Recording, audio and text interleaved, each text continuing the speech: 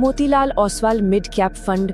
अच्छा, कुछ टाइम पहले तक तो ये नाम सुनते ही इन्वेस्टर्स के चेहरे खिल जाते थे, लेकिन आज यही नाम एक बड़ी टेंशन बन गया है। सोचिए, जो फंड एक साल पहले 58% का जबरदस्त रिटर्न देकर सबका हीरो बना हुआ था, आज वही इन्वेस्टर्स के पोर्टफोलियो को लाल कर रहा है। तो सवाल देखिए बिल्कुल सीधा है, मार्केट तो ऊपर जा रहा है पर ये फंड नीचे क्यों गिर रहा है? और ऐसे में हम सबके मन में एक ही सवाल है, क्या अपनी एसआईपी रोक देनी चाहिए या फिर ये जो गिरावट है ये एक मौका है और ज्यादा पैसे लगाने का? चलिए आज इसी पहेली को सुलझाते हैं।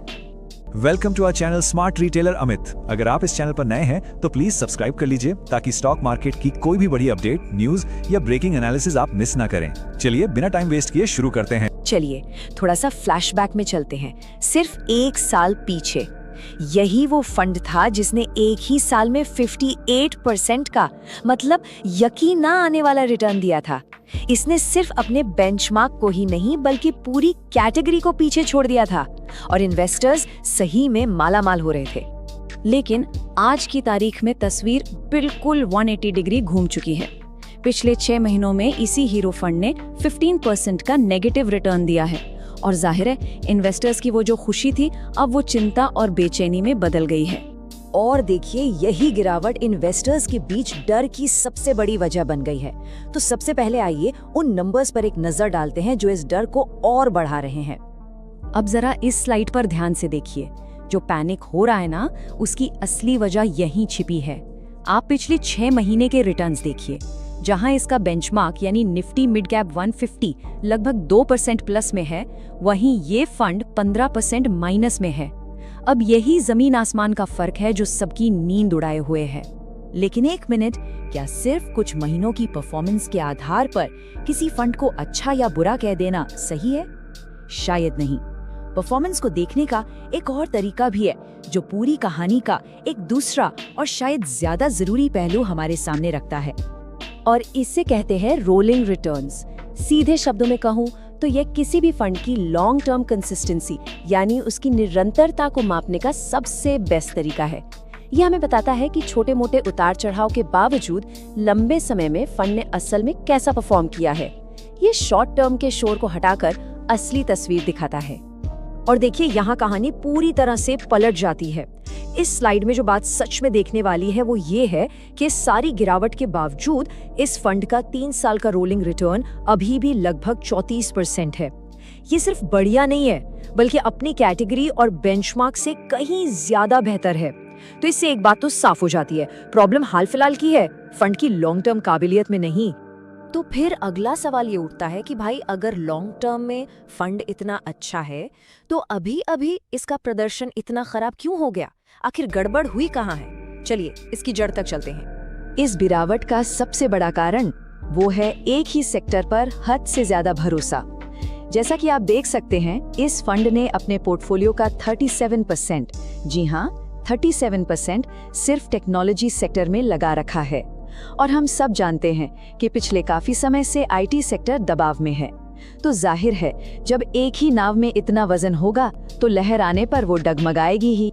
देखिए, इस फंड की स्ट्रैटेजी बहुत ही कॉन्सेंट्रेटेड है, मतलब ये सिर्फ 20 से 30 शेयरों में एक बड़ा दाव लगाता है, जबकि ज्यादातर दूसरे मिड कैप फंड्स 60 से 70 शेयरों में पैसा फैलाकर अपना रिस्क कम करते हैं। और यही कॉन्सेंट्रेटेड स्ट्रैटेजी एक दो-धारी तलवार की तरह है।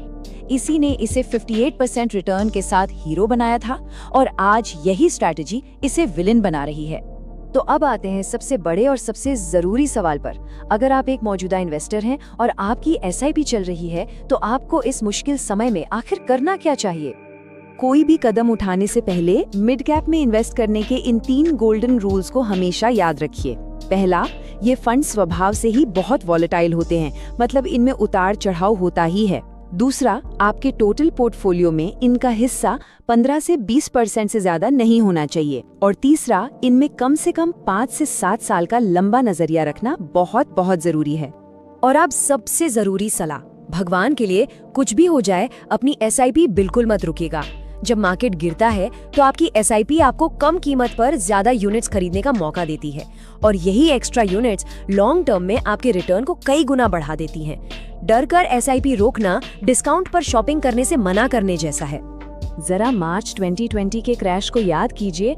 उस वक्त ऐसा लग रहा था कि सब कुछ खत्म हो जाएगा, लेकिन आज जब हम पीछे मुड़कर देखते हैं तो वो इन्वेस्टमेंट का एक सुनहरा मौका लगता है। जो डिसिप्लिन्ड SIP इन्वेस्टर्स हैं, उनके लिए आज की ये गिरावट भी भविष्य में एक बड़े मौके की तरह ही नजर आ सकती है। अच्छा, चलिए अब उन लोगों की बात करते हैं जो या तो एक मुश्त यानी कि लमसम पैसा लगाने की सोच रहे हैं या फिर इस फंड में एक नई शुरुआत करना चाहते हैं। क्या इस समय इस फंड में एक मुश्त पैसा लगाना समझदारी होगी? इसका जवाब बिल्कुल सीधा और साफ है, बिल्कुल भी नहीं। जब फंड की सबसे बड़ी होल्डिंग यानी IT सेक्टर खुद मुश्किल दौर से गुजर रहा हो और मार्केट में इतना उतार चढ़ाव हो, तो एक साथ सारा पैसा लगाने का जोखिम लेना बिल्कुल भी सही नहीं है। और हाँ, अगर आप एक नए निवेशक हैं तो सिर्फ वो 58% का पिछला रिटर्न देखकर इसमें पैसा मत लगाइए। पहले खुद से कुछ सवाल पूछिए। क्या आप अपने पैसे पर 15-20% की गिरावट बर्दाश्त कर सकते हैं? क्या आपके पास 7 साल से ज्यादा का समय है? और क्या आप इस फंड की हाई रिस्क हाई रिटर्न वाली अग्रेसिव स्ट्रैटेजी को समझते हैं? अगर इन सभी सवालों का जवाब हाँ है, तभी आगे बढ़ने की सोचें। तो आखिर में ये पूरी बातचीत डर या घबराहट के बारे में है ही नहीं, ये आपके इन्वेस्टमेंट के टेम्परामेंट यानी आपके स्वभाव के बारे में है। सवाल ये है कि क्या एक ऐसी स्ट्रैटेजी जो आपको हीरो बना सकती है, उसके कभी कभी विलन बनने का जोखिम आप उठा सकते हैं? इसका जवाब फंड में नहीं है, इसका जवाब आपके अपने अंदर है। This video is for educational and information purpose only. This is not financial, legal or professional advice. We are not SEBI registered advisor or experts, and viewers should conduct their own research and consult qualified professionals before making any financial decisions. The channel is not liable for any losses or damages arising from the use of